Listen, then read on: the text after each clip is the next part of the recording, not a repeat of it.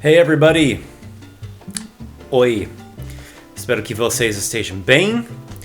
O vídeo de hoje vai ser um pouco diferente. Vamos lá, veremos e espero que vocês gostem.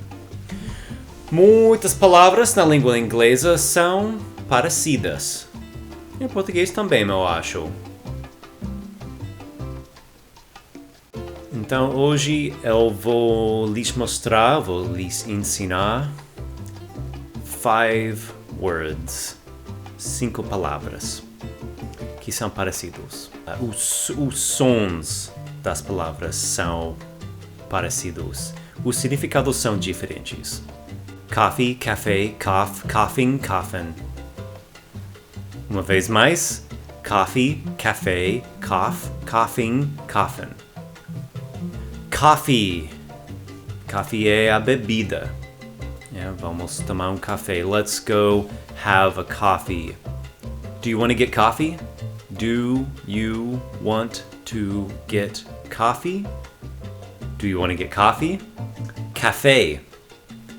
Café é o lugar onde as pessoas bebem o café.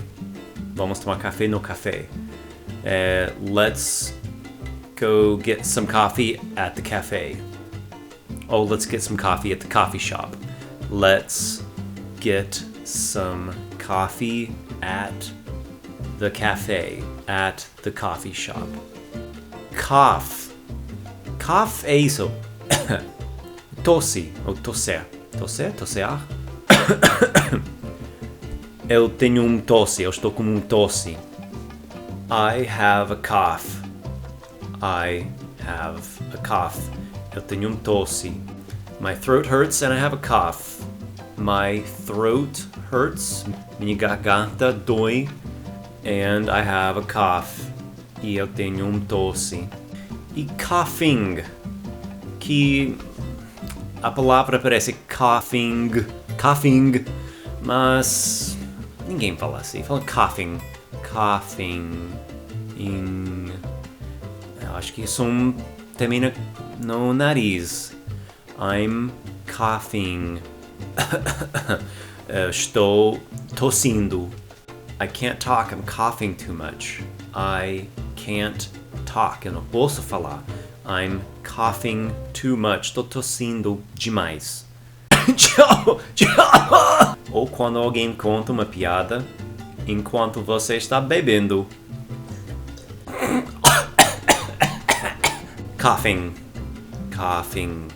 E coffin, essa caixa de madeira onde deixam as pessoas mortas. Eu acho que em português é caixão. Ataúde. Esquife. Féretro. Eu nunca vi essas palavras anteriormente. O Google Translate pode ser nosso melhor amigo ou não. They took the coffin to the cemetery. They took the coffin. Eles levaram a caixão to the cemetery, ao cemitério.